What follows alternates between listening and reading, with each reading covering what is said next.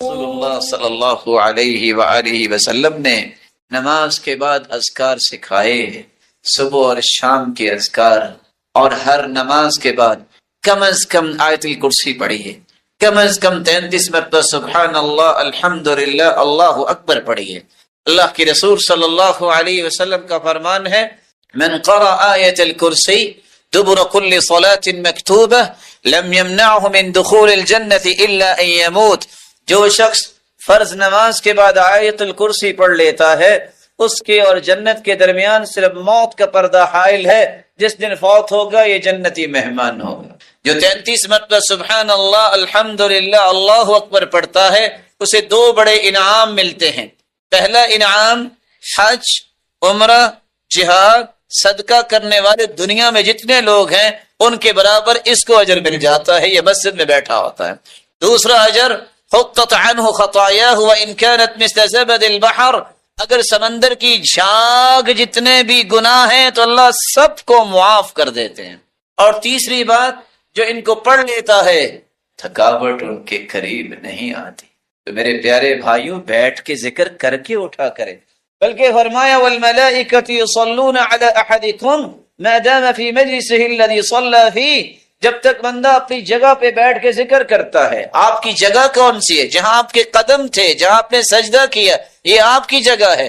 یہاں بیٹھ کے ذکر کرتے رہیں گے، خربوں کی تعداد میں فرشتے آتے ہیں، کہ میں نہیں کہہ رہا، حتی یملأ ما بین السماء والارض، زمین و آسمان کا خلا فرشتوں سے بھر جاتا ہے۔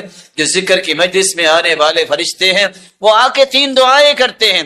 آپ تو ذکر کر رہے ہیں سبحان اللہ الحمدللہ اللہ اکبر رضیت باللہ ربا وبالاسلام دینا وبمحمد نبیا، آپ یہ دعا پڑھ رہے ہیں، اللہ اکبر استغفر اللہ استغفر اللہ استغفر اللہ، اللہم انت السلام ومنک السلام تبارکت یا ذا الجلال والاکرام۔ فرشتے 3 دعائیں کر رہے ہیں۔ کون سے فرشتے؟ جن کی دعاؤں کو اللہ رد نہیں کرتے۔ اللہم اغفر لہ، اللہ اسے معاف کر دے، اللہم ارحم، اللہ اس پہ رحمت فرما دے، اللہم تب علیہ، اے اللہ اس کی توبہ کو بھی قبول فرما۔ اس لیے ابو ثعلبہ الخشنی رضی اللہ تعالی عنہ روایت کرتے ہیں، رسول اللہ صلی اللہ علیہ وسلم نے فرمایا، اذا کان لیلۃ النصف من شعبان، جب شعبان کا نصف ہوتا ہے، اطلع اللہ الی خلقہ، اللہ رب العزت اپنی مخلوق کی طرف جھانکتے ہیں، فیغفر للمؤمنین، مومنوں کو اللہ رب العزت معاف فرما دیتے ہیں، ویملی للکافرین، اور کافروں کو مہلت دے دیتے ہیں، ویدع اہل الحقد بحقدہم حتی یدعوہ، اور جن لوگوں کے دل میں کسی کے بارے میں حسد ہوتا ہے، حقد ہوتا ہے، بغض و عداوت ہوتی ہے، تو اللہ رب العزت ان کو چھوڑ دیتے ہیں، ان کے نامہ اعمال کو دیکھنا پسند نہیں کرتے، اور ان کے بارے میں بخشش کا فیصلہ بھی نہیں ہوتا۔ بلکہ رسول اللہ صلی اللہ علیہ وسلم نے فرمایا، فَيَغْفِرْ لِجَمِيعِ خَلْقِهِ إِلَّا لِمُشْرِكٍ أَوْ مُشَاحٍ، اللہ رب العزت ہر ایک کو معاف فرما دیتے ہیں، مشرک کو معاف نہیں کرتے، مشاحن کو معاف نہیں کرتے۔ مشاحن وہ شخص جس کے دل میں کسی شخص کے بارے میں بغض ہے، عداوت ہے، تعصب ہے، حسد ہے، ایسے شخص کو اللہ معاف نہیں کرتے۔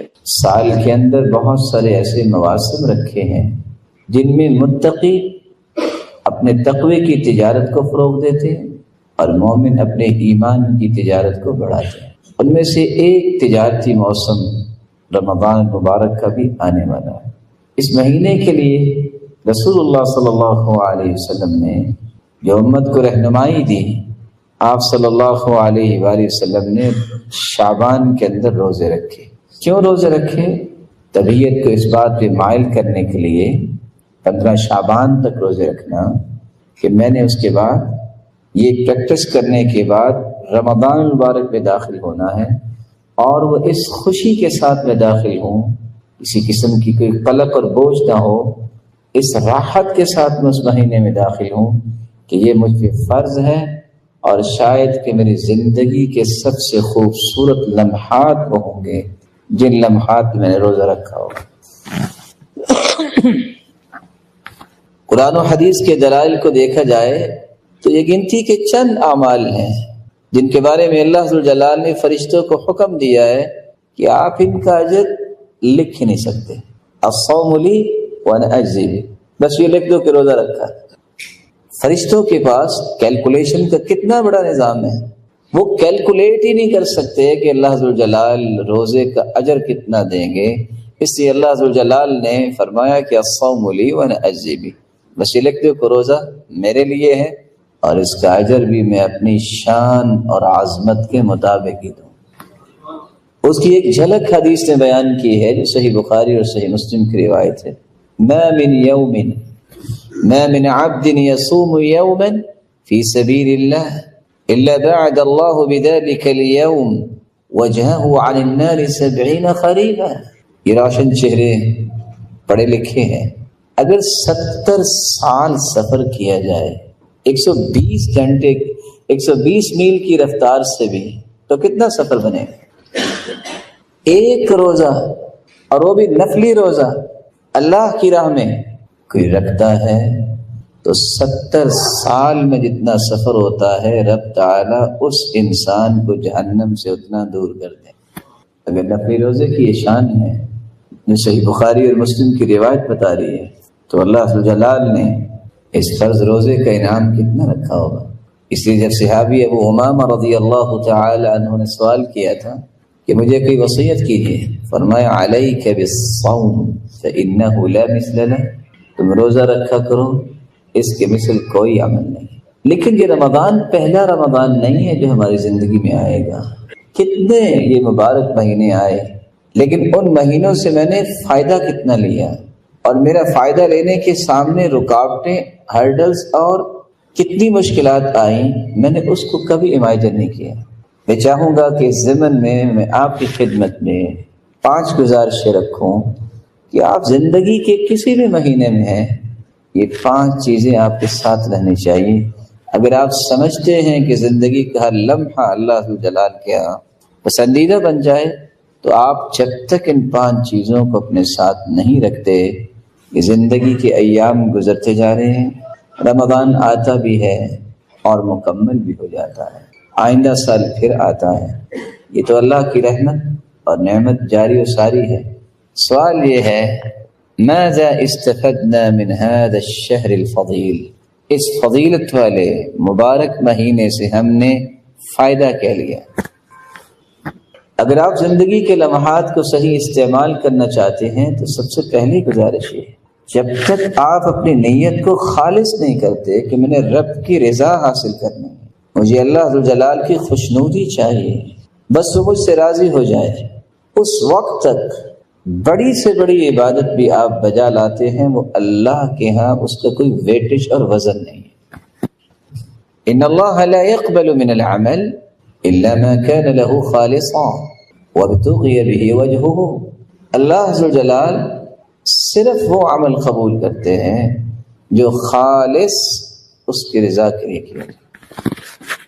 دنیا کے اندر کاروبار کرنے والے 50-50 60-40 70-30 اپنی پسند کی ریشو رکھ کے کاروبار کرتے ہیں، لیکن جب حساب کرتے ہیں ایک پیسہ نہیں چھوڑتے. عبادت اتنی حساس ہے کہ اگر 99% آپ نے اللہ کے لیے عبادت کی ہو اور 1% لوگوں کے لیے کہ لوگ بھی واہ واہ کریں، لوگ مجھے اپریشیٹ کریں، تو اللہ جلال قیامت کو فرمائیں گے ترکتہ وشرکہ، میں نے اپنے 99% بھی چھوڑے جس کے لیے تم نے 1% عبادت کی تھی. فلیطلب ثوابہ من عندی، آج بدلہ اسی سے جا کے لے لو. اس قدر خسارے کی بات ہے. اور جرجانی رحمہ اللہ سے جب کسی نے پوچھا تھا کہ اخلاص ہے کیا، وہ کہا کرتے تھے اللہ تطلب لعملک شاہدا غیر اللہ. دنیا میں سب سے زیادہ ریلائبل کام وہ ہوتا ہے جس کے گواہ ہوں. اللہ ذوالجلال کے ہاں سب سے ریلائبل کام وہ ہے اس میں اللہ کے سوا کوئی گواہ نہ ہو. یہ شعور جب انسان کو آتا ہے بات کرتے وقت، عمل کرتے وقت، نیکی کرتے وقت، عمل صالح اختیار کرتے وقت، میں کس کے لیے کر رہا ہوں؟ مجھے تو رب کی رضا چاہیے، میرے مالک تو راضی ہو جانا. میرے مالک اپنی رضا کے لیے اسے خاص کر لینا. یہ شعور اگر بیدار ہو جائے تو اس سے قیمتی انسان روئے زمین پہ کوئی نہیں. نو ڈاؤٹ کہ جہاد کتنا عظیم کام ہے. شریعت نے جو 2-3 باتیں بیان کی ہیں جن کا وزن میں اور آپ نہیں کر سکتے. پہلی بات ذروۃ سنامہ الجہاد، یہ معمولی بات نہیں، اسلام کی کوہان اور بلندی اور چوٹی جہاد ہے. باب من ابواب الجنہ یذہب اللہ بہ الہم والغم، یہ جنت کے دروازوں میں سے ایک دروازہ ہے. اس لیے فرمایا نا من لم یغزو ولم یحدث بہ نفسہ مات علی شعبۃ من النفاق، جو شخص اعلاء کلمت اللہ کے لیے جہاد کرتا نہیں ہے اور نہ ہی اس کی نیت ہے، اسی حالت میں دنیا سے چلا جاتا ہے تو نفاق کی موت. اور صحیح بخاری اور مسلم کی روایت ہے کہ صحابی نے سوال کیا تھا دلنی علی عمل یعدل الجہاد، کوئی ہے اس کے برابر عمل؟ اللہ کے رسول صلی اللہ علیہ وسلم نے فرمایا لا اجدہ، نہیں، الا رجل خرج بنفسه وماله ولم يرجع من ذلك بشيء. اس کے باوجود اللہ کے رسول صلی اللہ علیہ وسلم سے سوال کیا گیا، اور سوال کیا تھا؟ اے اللہ کے رسول صلی اللہ علیہ وسلم ارأيت الرجل يغزو يريد الأجر والذكر ما له، ایک شخص یہ عظیم کام بھی کرنا چاہتا ہے، اجر کا بھی طالب ہے، لیکن ساتھ اس چیز کی بھی تڑپ ہے، وہ ذکر، لوگ کہیں کیا بہادر ہے، بہادری کے تذکرے ہیں، ما له، اسے کیا ملے گا؟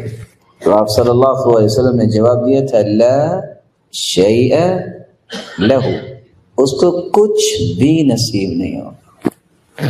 نکرہ نفی کے سیاق میں ہے، والنکرہ تدل علی العموم، اس کو کچھ بھی نصیب نہیں ہوگا.